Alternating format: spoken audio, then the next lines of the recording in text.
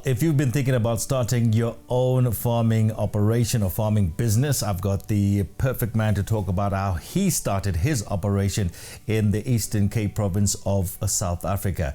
He's a young man, just 28 years old, and we've been talking here on Tech Terrain about trying to get young people into the agricultural sector. And he's done so, and he's done so very, very well as well.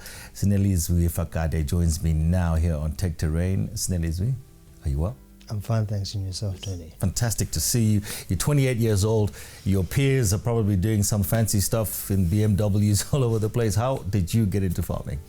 Oh, well, I think it started off with growing up in a rural environment. Grew up under my grandmother and mother, single parent, who then just exposed us to subsistence farming back then. Yeah. Fast forward from an education perspective, had the opportunity to get education. I think that's the most important thing.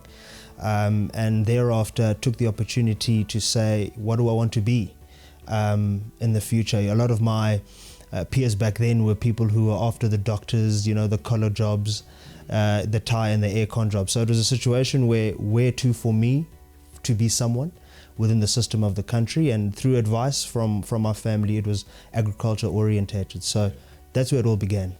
Was there somebody within that community who was a bit of a role model for you? I would say yes and no. Yes, from a situation where growing up, you know, as I said, from a rural perspective, you know, the family that I grew up in was pretty much subsistence farming. But ultimately, it was beyond that. You know, I had the opportunity to have a close relationship with my uncle, my dad's brother, who had a significant role in terms of giving me a direction. Businessman by himself, actually, who had a significant role that he played with regards to how I looked and perceived a career, which is agriculture today. Yeah. And one of the key problems when it comes to agriculture on the continent is access to land. Tell us about how you got access to the land you're on right now. Sure. So didn't have holidays when I grew up in terms of school holidays. I used to do a lot of vacation work where I worked at a commercial farm. Every single time I had a holiday, I was never at home. I was at the commercial farm, gaining experience in the cold and the wet, doing the normal chores as a worker, getting to understand how agriculture actually works from a primary production perspective. So fast forward 7 years later, he sat me down and he said, well, look, do you want to start farming? And he offered one of his farms, which I successfully farm and own today. This is the person you're working for, the farmer my mentor, you're working for, your mentor. So my mentor, from an agricultural perspective, Rob Farrington, did a lot of guidance pertaining to exposure to agriculture, and he still is with me in terms of the operation today as a mentor with 30 years experience in the industry. So some of the skills that I've learned from him and some of the skills that I continue to learn from him have played a significant role to what I do today. Okay, so now you're offered one of the farms. It's on your marks, get set, go. What's the first thing you do? Goodness, it's trying to get as much assistance as possible. So my biggest advantage was in him, you had 30 years of experience from a production perspective. In him, you had linkages in terms of how to get finance, and a person who really didn't say, here's everything on the silver platter kind of a situation. So it was more to say, how much are you willing to do as an individual to meet me halfway as your mentor? I'm not going to breastfeed you with regards to getting off the ground, but ultimately I need you to be able to show commitment to the cause. This is a huge operation. Your commodity is grain, and I know it's a family affair at the present moment. Explain that to me. Well, my advantage was that my siblings, including my mother being a single mother who gave us the opportunity to be educated, once I was employed by Grain SA from 2016, I worked as a provincial coordinator, and all my salary, what I did was that I asked my mom to resign from her teaching job and asked her to go do a national diploma in agriculture, which I paid for from year 1 to 3. And then my brother also was a student at UFS with regards to agriculture, right up until honours in agricultural mixed farming. So with all of us having agricultural qualifications, my mom retiring from teaching, coming to join us, that's how the family fair has come about. So we're all on the farm with an experienced mentor doing the job that we do. Listen, well done for getting your mom to do whatever you tell her to do, because I could never do that. Okay, but you have an expansion plan. Tell us about that. So obviously the operation currently is 800 hectares under grain production. Obviously that's going to expand in this coming season to 1,300 hectares. But ultimately, you know, from a business perspective, I've had to understand how to make money. You know, this is a business and not a hobby at the end of the day, and I need to make the rands and cents count. So from an expansion perspective, it's obviously to process my product. Yeah. Also added onto that is the inclusion of a high value cropping as well. So I'm looking at various options, nuts being something that I'm looking at. Obviously climate plays an important role in some of the decisions. Look, it takes a lot of planning and it takes a lot of investment, but ultimately if you really want to survive within the industry, you have to be diverse, but at the same time being sustainable and successful at it. 100%. For you now to expand, you need more funding, I'm going to assume. Talk to the other guys out there that want to maybe take the same path. What's the best way to approach that when you know I'm at a particular stage, I need to expand now? Do I go out to speak with government? Do I go out and speak to commercial banks? What's the best way?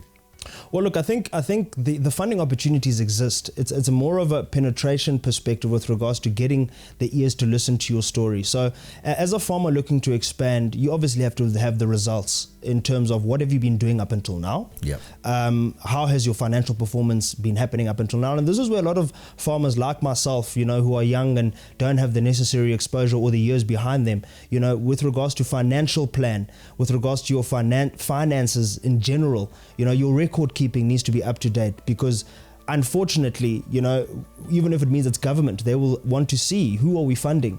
You know, private sector more especially, as well as commercial banks. What type of a person are we funding in terms of business performance? How long has this business been going on for? So it's a situation of get your books in order, get your house in order from an administration perspective, and make it a point that your story is factual and is viable as well. But ultimately the key, which I used, get close to people who have been in the industry for a long time. Okay, so now farming is not the most attractive, industry in terms of when it comes to young people, especially on the African continent. There's so many other things young people are looking to do. What do you say to the youngsters coming out of university? How can you attract them into the farming space? For me, I think, you know, the time, because we've got such a high population of youth with regards to South Africa, I think the solution is to say, where can we be people, where can we be sustainable individuals coming out of varsity and as new entrants into the industry? Agriculture for me, I mean, factually speaking, yesterday I saw an article speaking about 28% outlook in terms of expansion or performance as an agricultural sector. So the opportunities exist in the sector. I think the most important thing is you first have to love what you're doing. You first have to be passionate about what you're doing, and ultimately get systems in place or put yourself in a system whereby there is very minimal chance of failure. It's not going to be easy. It's never easy. But if you want to be successful in this industry, you have to understand that it starts in the heart before anything else, because it is an industry that has got very high risk, low returns at the beginning, but a lot of farmers are mega farmers today. They have to have started somewhere. So the ultimate goal is to make sure that you're in a position of getting to understand what you're wanting to do and making sure that your house is in order administratively for you to penetrate into the industries that can help you expand. Love what you do. Love what you do. Yeah. Love what you do. That's key, isn't it? Yeah. Okay, fantastic. Now, on this show, we've spoken in the past about the fact that one has to mechanize at some point whatever farming operation if you want to expand that operation. How important is that? Oh, it's critical. Obviously, without number crunching on the show, but I think the most important thing is if I have to weigh the costs of expenditure between doing 4 operations or pulling an implement that does 4 in 1, there goes my diesel savings, there goes my maintenance savings. So I think from a mechanization perspective, one of the key things as a commercial grain farmer now is to always look to minimize your cost, but at the same time don't jeopardize in terms of output. So I think it's very important to streamline and be efficient in the type of mechanization systems you look for, and for you to achieve the bottom line that you can achieve. It's not easy, it's expensive, it's heavy investment, because some of this equipment that comes in, is extremely pricey for someone that is starting up. But I think ultimately it's all about negotiation and just making sure, what's your plan and being clear about your plan with regards to mechanization. Okay. Before I let you go, when you talk about plan, you're currently doing your PhD?